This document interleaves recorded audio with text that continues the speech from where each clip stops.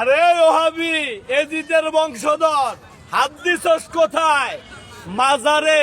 আরে মমিনের কলিজায় অন্তরের ভিতরে রক্ত খনন হইতেছে, কারণ মাজারের ভিতরে হাত দিছস আল্লাহর অলির দরবারে। আরে আল্লাহর অলির দরবার মানে আল্লাহর বন্ধুর দরবার, সেই জায়গা ভাঙচুর করতেছস বাংলাদেশের আনাচে কোনাচে। আরে খবর আছে, তোর খবর আছে। আল্লাহ ছাড় দেয়, ছাইড়া দেয় না। কি মনে করছস দুই পাড়া পইরা বড় জানলেওয়ালা হয়ে গেছস? আরে আল্লাহর অলিরে আল্লাহ নিজে রহমত বরকত দিয়া মান ইজ্জত দিয়া রাখছে এই পৃথিবীতে।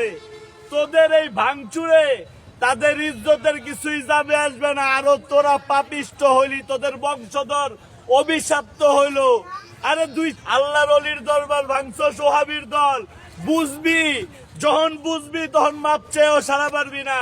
আরে পাগল ফকিরের সাথে যেই আচরণ করছস তাতে তোর খবর তুই নিজেই দেখতে পাবি, কিন্তু যখন দেখতে পাবি তখন স্ট্যাচু হয়ে যাবি, কিছুই বলার শক্তি থাকবে না।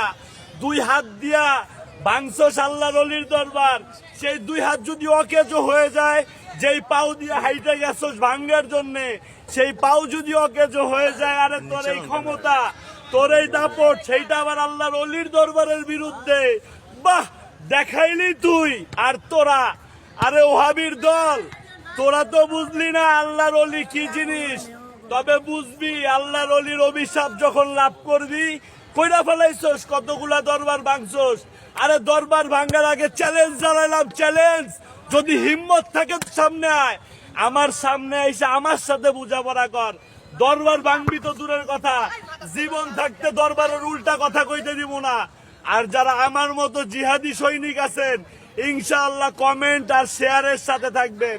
আরে এই সমস্ত ওহাবিরে ভয় পাওয়া লাভ নাই, এরা আতঙ্ক দেখায়, এদের ক্ষমতা নাই, এরা উল্টা পাল্টা শয়তানের অসা নিয়ে চলে। আরে আল্লাহওয়ালা আল্লাহর আলীর সাথে যার সম্পর্ক আছে, যার আল্লাহ রসুলের সাথে সম্পর্ক আছে, যে নাকি অলির পাগল, তার আবার ভয় কিসের? মইরা তো গেছি, এর জন্য তোকে মারবো এটা বলতে পারলাম না। মইরা যাবো, তোরা মারিস।